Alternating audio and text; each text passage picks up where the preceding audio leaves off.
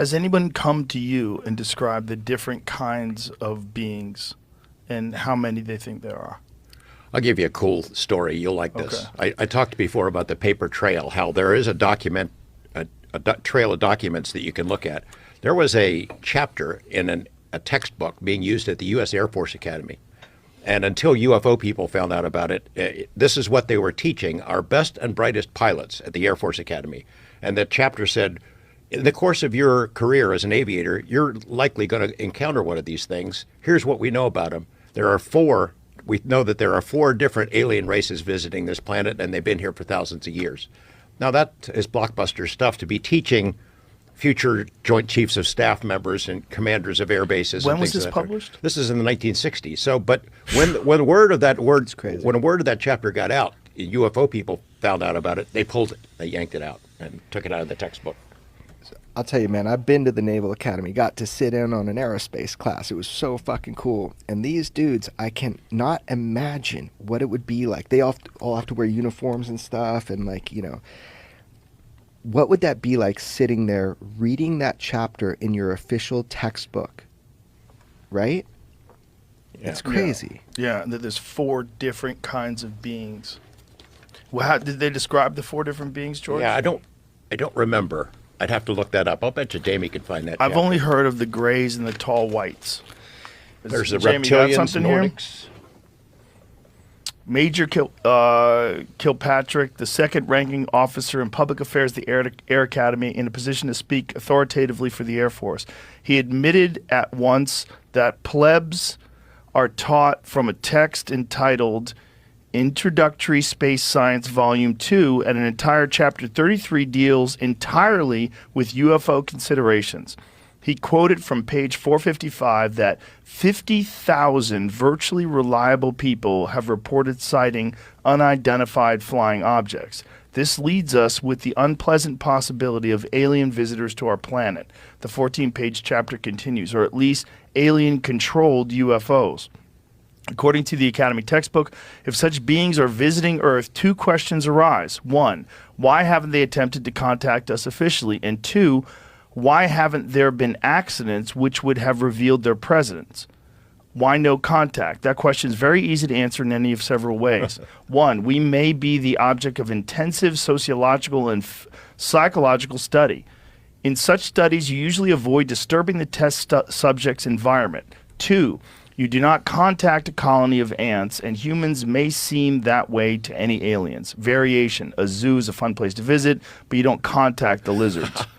3, such contact may have already taken place secretly and may have taken place on a different plane of awareness, and we are not yet sensitive to communications on such a plane. What does that mean?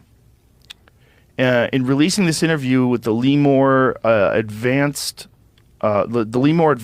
we are well aware that many readers will certainly raise an eyebrow or 2, but Major Kilpatrick insisted the above chapter in the text is not a fairy story. At the end, he seemed to go along with the recommendations of the physics textbook, which advises Air Force officers as follows. The best thing to do is keep an open and skeptical mind and not take an extreme position on any side of the question.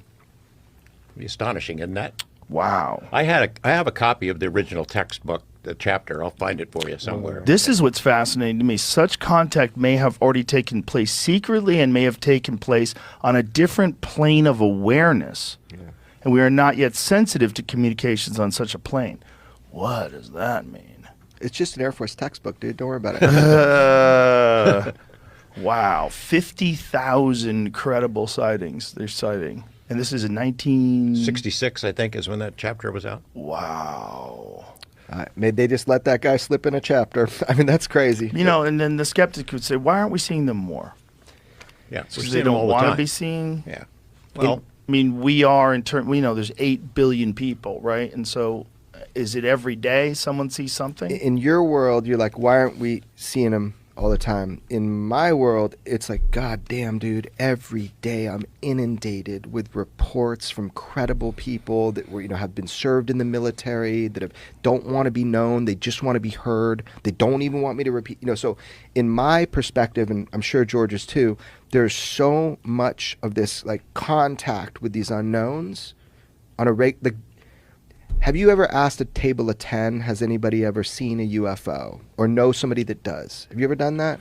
No, I've had conversations with friends though, and you know, I've talked to guys who've seen some things that they couldn't explain. Smart people you trust? Yes, yeah, not nuts. I mean, nuts for sure, but I mean, nuts have told me that for sure. But Yeah. I had one guy who was like showing me all these photos of clouds. Yeah. And I get it every day. And I'm like, day. what is it? And he's like, I see them every day. And he's showing me more photos. I go, what is it? And he goes, alien spaceships. Yeah. Can't you see it? And I'm like, bro, those are clouds. I don't know what to say here. Like, it was really disturbing. You didn't zoom in, Joe. Well, it's like I didn't know this guy was nuts. I thought this guy was pretty okay. And then he's showing me all these pictures of clouds. And I'm like, what the fuck? So there's categories of trust when you're talking with people. So you got the guy with his cell phone making you look at clouds and you're just not zooming in enough.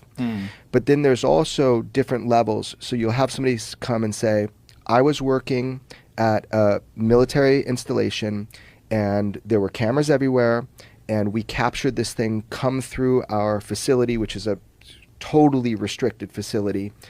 We couldn't lock on it with our weaponry. You know, so if you have like an aerostat or something and it's got this like thermal camera and you can lock on and shoot out a tire of an Al-Qaeda truck at 23 miles, they couldn't lock. The thing was actively jamming their weapon system.